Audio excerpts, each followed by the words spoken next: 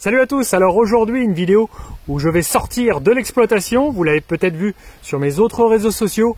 Il y a quelques jours, nous nous sommes rassemblés entre agri-youtubeurs et youtubeuses. Nous étions en Sologne et pour ce moment convivial, on a souhaité le rendre aussi utile. On a souhaité rendre visite à Frédéric Thomas. Il est agriculteur céréalier depuis de nombreuses années. Cependant, ce week-end-là, il n'était pas présent sur la ferme et c'est son collaborateur Franck Bechler qui nous a reçus, une personne avec qui Frédéric travaille depuis plusieurs années. Franck nous a fait la visite de ses terres, car il est exploitant depuis 2 années, puis aussi conseiller dans l'agriculture depuis de nombreuses années. Et il nous a offert aussi une visite des terres de Frédéric, car ils sont voisins. Alors pourquoi on a souhaité rendre visite à Frédéric Thomas ? Frédéric Thomas est un agriculteur qui a été un pionnier de l'agriculture de conservation.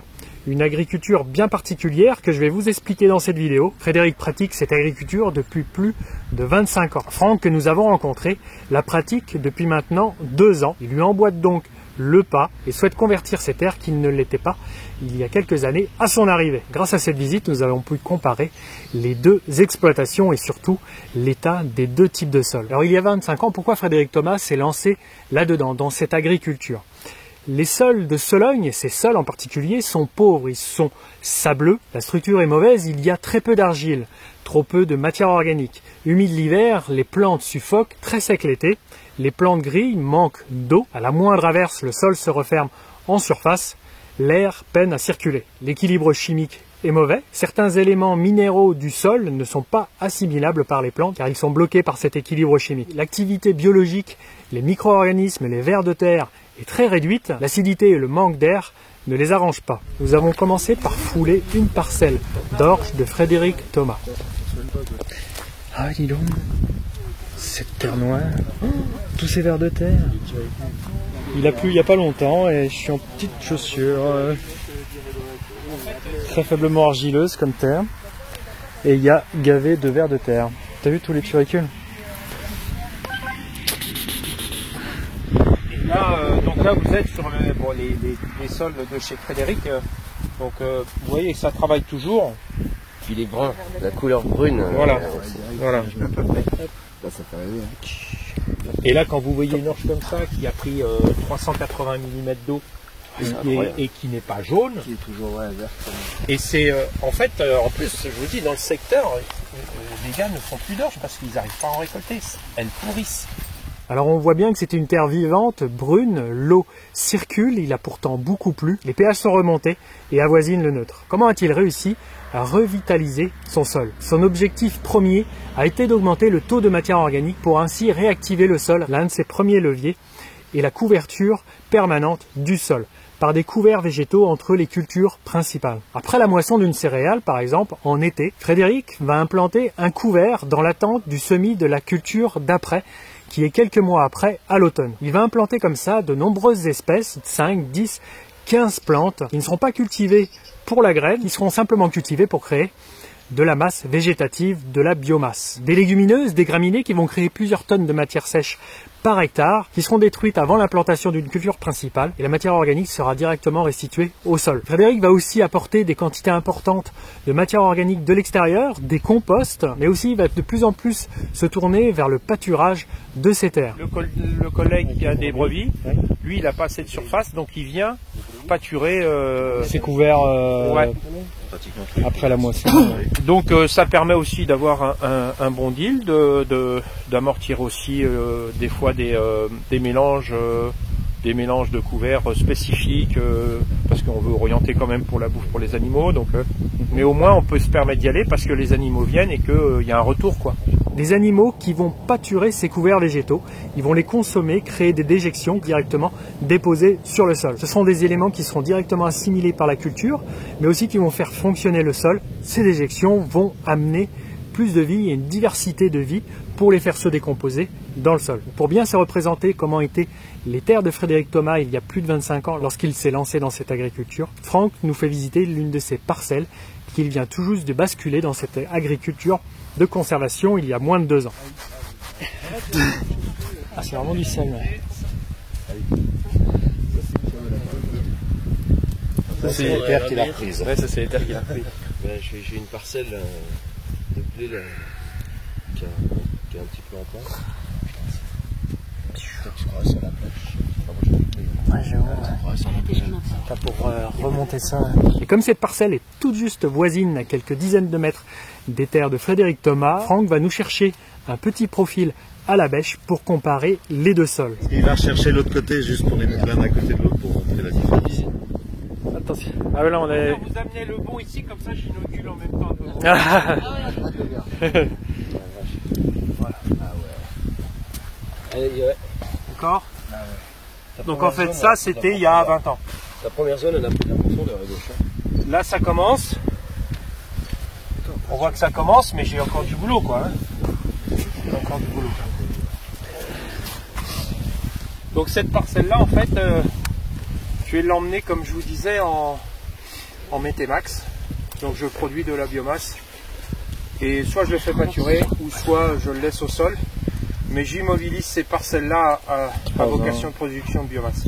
De toute façon, sinon je ne produis pas. Voilà.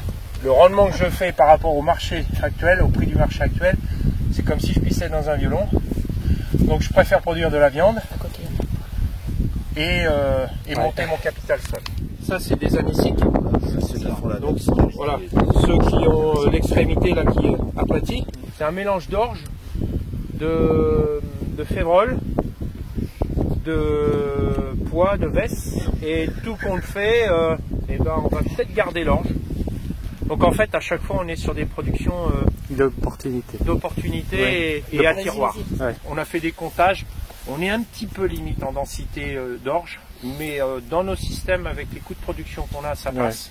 Oui, On sent que ça brunit quand même un tout petit peu là, ça se met en route, mais ça va pas assez vite. Alors je vais vous montrer autre chose. Le sol c'est lent.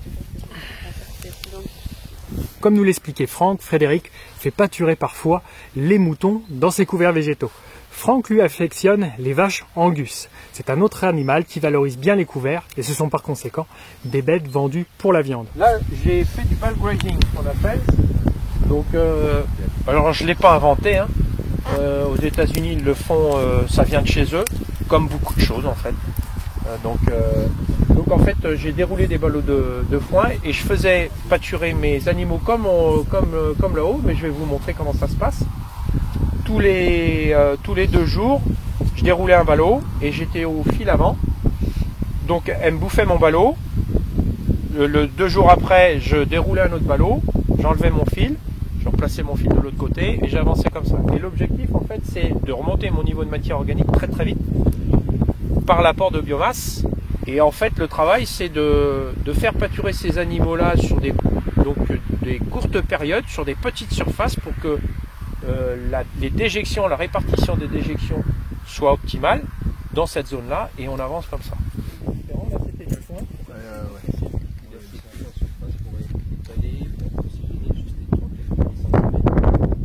Mais tu vois là, pour moi là, l'homogénéité, moi ça me convient là. Même si j'ai des gros tas comme ça à droite à gauche, moi ça me gêne pas du tout. Hein. Mais pas du tout. Hein. Donc dans ton métail, il y avait de l'orge. Ouais, là c'est donc triticale, c'était triticale pois vesse. D'accord. Et en fait c'était c'est du foin de métail et j'avais sous-semé avec une prairie. Donc je l'avais fait la campagne dernière. Donc au mois d'octobre, j'ai semé mon mélange triticale, pois vesse, plus mon mélange prairial en même temps, pour gagner du temps. Ouais, pour que ta prairie soit implantée. Pour m'assurer aussi l'enracinement de ma prairie et la tenir propre. Voilà. Et donc après, souvent les gars, parce que ça se fait assez couramment quand même, les gars le passent plutôt en enrubané. Mais moi je fais pas d'enrubané parce que ça me coûte trop cher pour produire de la viande. Donc si l'opportunité est bonne pour faire du foin, on fait du foin avec. Et puis voilà. Donc là, l'objectif c'est de remonter mon sol par ce système-là. Elle pâture sur une faible surface et il avance tous les 2 jours. Il va avancer la clôture qui est ici, dans le champ, et il déroulera la botte de foin de métail ici dans la longueur et elles vont pâturer la botte au sol et les déjections vont se centraliser sur cette zone. Et Franck souhaite relever son taux de matière organique, redonner de la vie à son sol très sableux avec un système en relation avec les animaux. C'était des terres qui étaient en prairie ici, qui ont été exploitées un maximum avec exportation des matières. Et aujourd'hui, ils souhaitent redonner et régénérer le sol.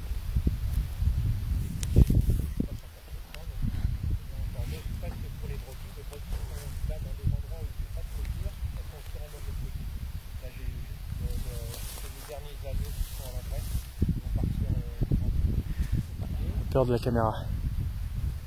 Pour Frédéric et Franck, une autre clé de réussite pour la revitalisation de leur sol, c'est de ne plus y toucher, c'est-à-dire plus de travail du sol, plus de labour, plus de herse, plus de chisel, plus de cover crop. Leur but est de bouleverser le moins possible le travail réalisé par les vers de terre, de garder les galeries confectionnées par ces organismes vivants.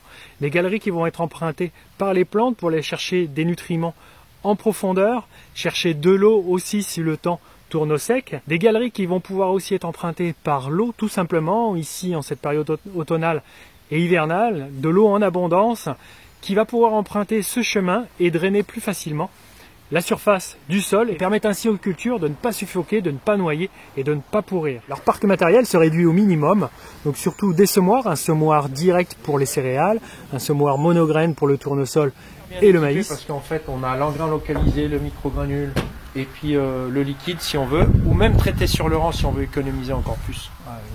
Voilà. Donc il est super complet. Un pulvérisateur pour désherber, peut-être parfois, mais ça je n'ai pas demandé, peut-être apporter de l'engrais sous forme liquide, et une moissonneuse qu'il partage à plusieurs agriculteurs. Ce type d'agriculture nécessite aujourd'hui un désherbage chimique à base de glyphosate et non mécanique, pour que ces cultures de vente ne soient pas trop concurrencées et soient performantes dans le milieu dans lequel elles sont implantées. Cela nécessite un désherbage. Un désherbage mécanique ne pourrait fonctionner pour ce type d'agriculture. Le travail des vers de terre, leur galerie, serait annulé par le passage successif des outils. Un autre de leurs leviers, ça va être l'alternance des cultures, la rotation, l'alternance d'année en année de cultures différentes. C'est comme le cas chez moi, je vais alterner les rotations, mais Frédéric et Franck vont certainement l'allonger, diversifier la variété des plantes et des cultures de vente. Ils vont favoriser les légumineuses comme le pois qui fixe l'azote de l'air pour se auto-fertiliser et puis qui laisse dans le sol pour la culture suivante des reliquats azotés pleinement profitables pour la culture d'après. Ils vont bien entendu faire des céréales, des oléagineux, du tournesol, du colza. Et ils vont s'essayer aussi parfois à l'association de cultures, faire pousser au sein d'une même parcelle de l'orge et de la veste par exemple. La veste va fixer l'azote, l'orge va en profiter, créer comme ça des espèces de synergie. Et le but à la récolte, c'est de récolter les deux dans la moissonneuse et d'ensuite de trier les graines. L'objectif est de créer des synergies, puis aussi de créer de la diversité dans les organismes vivants qui composent le sol, mais aussi l'air au-dessus des parcelles. En espérant que cette vidéo vous aura plu, moi j'ai apprécié découvrir des agriculteurs, des techniques, des ambitions différentes et du coup qui inspirent. Je remercie Franck Bechler, Frédéric Thomas d'avoir bien voulu nous laisser fouler leur terre. Je m'en vais maintenant de ce pas réfléchir à quels couverts végétaux je vais implanter cet été pour éviter de laisser le sol nu entre deux cultures. À mardi prochain, 7h30. Ciao!